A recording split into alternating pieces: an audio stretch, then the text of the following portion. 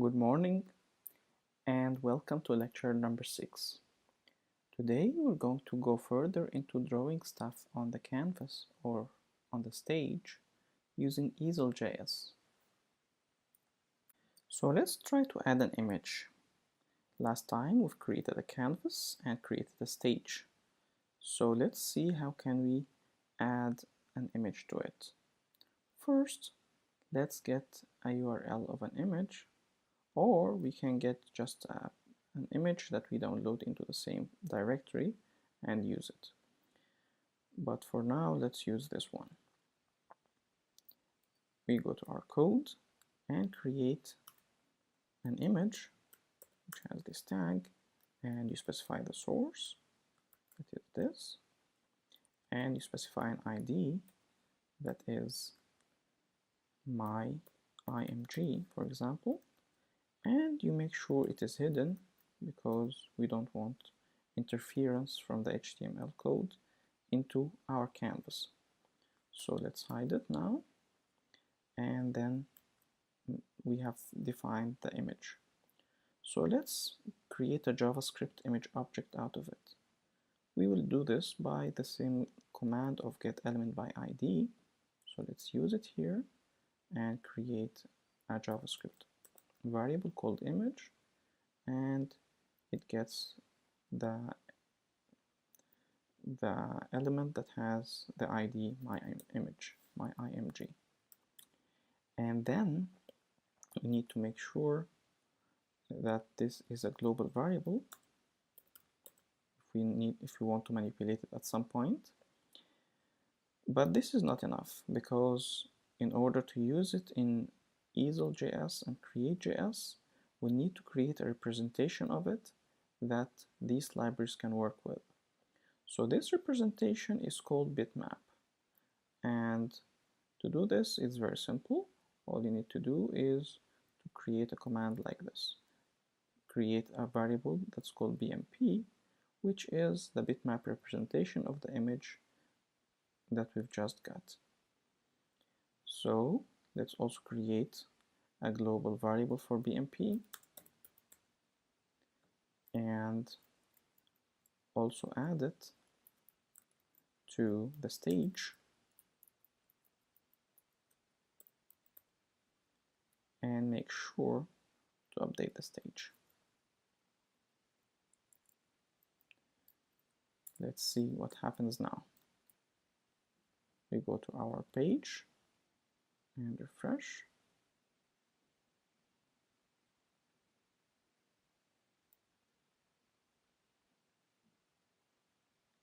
Oh, that's a very big door. What can we do about it? Let's see. Let's work in the console as we did last time. bmp.scale x. Let's scale it down 0.1 and also scale the y and update the stage again. Now it's scaled down. We can also change the x and all of the other properties, the x and y and all of these other things.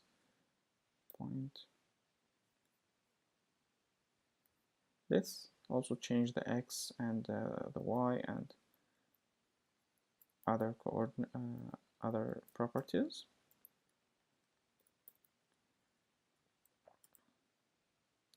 And we see what will happen. We can also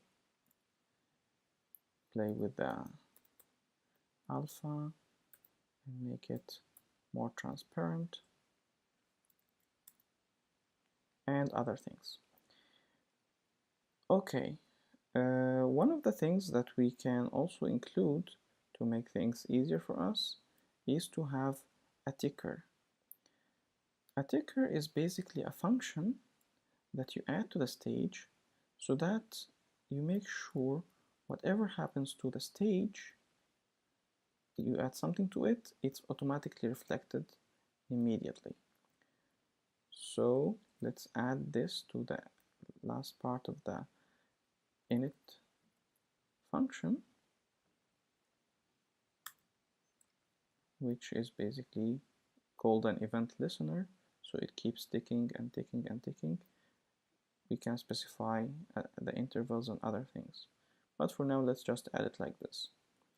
And as it ticks, every time it ticks, it calls this function that's called tick. So let's create this tick function tick, and let's put into it just this stage update. Every time it ticks, it updates the stage. So let's run it again.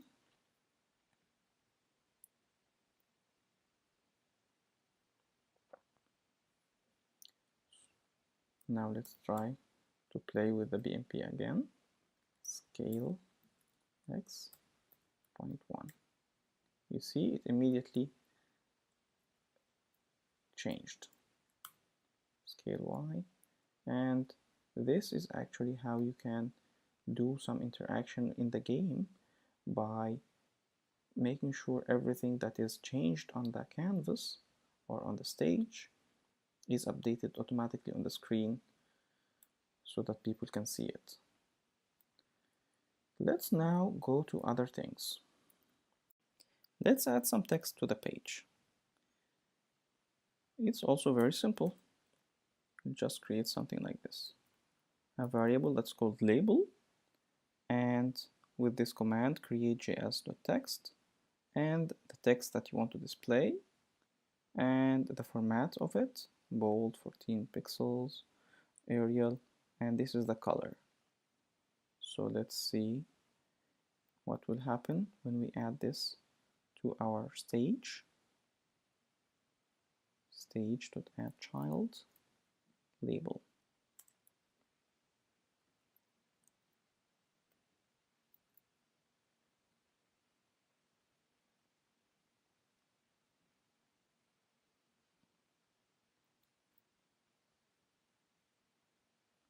We need to make sure that this is a global variable. So we go to label, and then it's here. So we can always play with it. We can make a different color. Let's go give it magenta, for example. And as long as it is a global variable, you can always play with some other things like text. We go to welcome to here, and it changes. So you can keep playing with it. The last part of this lecture is to build a container, which is a create.js object where you can put some stuff in it so that they would act as one entity. So let's see how can we do it. I'll be using here some of the tutorials that are already in the create.js, which are extremely helpful, and I'll provide links to it. So I will use this tutorial. So I'll be using this tutorial in this example. I will be using this to show how to create a container. So let's go to this tutorial and look into it and see the underlying code. It's always a good idea to go and view page source to look into the code that is behind everything that you see in the browser. So this here specifies how you can build a container. It has three things. First, the shape itself, which is a circle. So let's just copy it and add it to our code.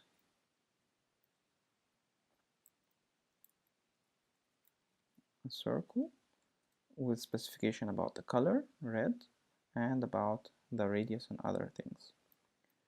The second part is a label, which is what you put, the text that you put into it, and you also add it here into the code, the same way that we did for the text above. And you can also specify the different text or different formatting or different color.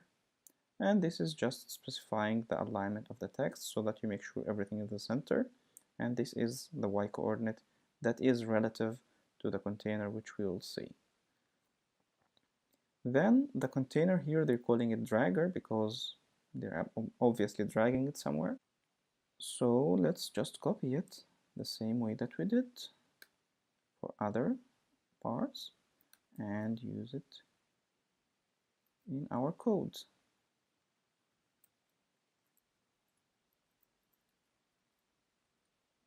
What happens here?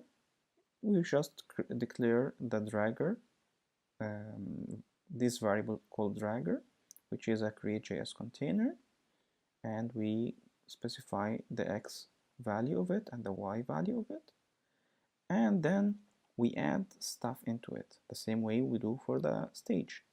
We can add stuff by add child command, and this one also has this add child command where you add the shape, which is the circle, and the label.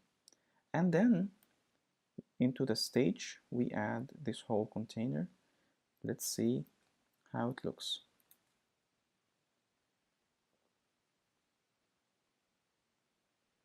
Now it's displayed on the page. Let's try to play around with it a little bit, but first make sure it's a global variable. So we call it dragger.